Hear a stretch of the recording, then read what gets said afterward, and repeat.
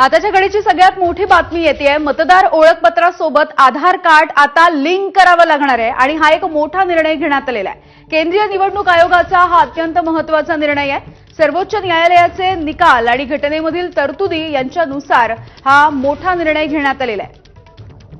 मतदार ओळखपत्रासोबत आता आधार card link करणं हे बंधनकारक असेल।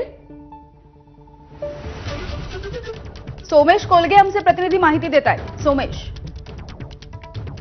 मोठी बातमी आहे। आज केंद्रीय निवडणूक आयोगातून केंद्रीय निवडणूक आयुक्त ज्ञानेश कुमार यांच्यासोबत सुखबीर सिंग संधू आणि डॉक्टर विवेक जोशी यांची बैठक झाली।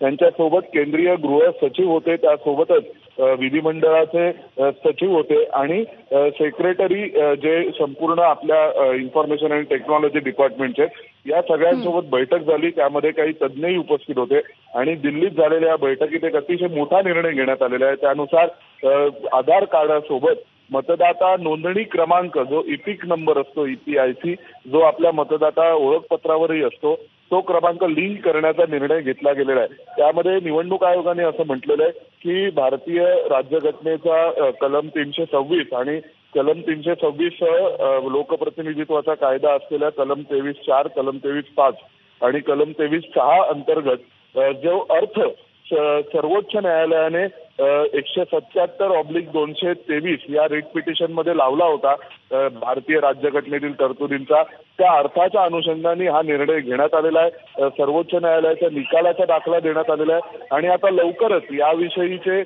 पुढील धोरण आखण्यासाठी म्हणून जे तज्ज्ञांसोबत सल्लामसलत सुरू केली जाणार आहे आणि त्यामध्ये आधारशी संबंधित असलेले तज्ज्ञ आणि त्यासोबतच इतर टेक्निकल एक्सपर्टचा समावेश असेल आणि निवडणूक आयोग त्यांच्यासोबत सल्लामसलत करून पुढचं धोरण निश्चित करेल। अगदी सोमेश, त्यामुळे सगळ्याच मतदारांसाठी हा अत्यंत महत्त्वाचा निर्णय। धन्यवाद माहितीसाठी। आणि आता एक नजर टाकूयात हेडलाईन्सवर।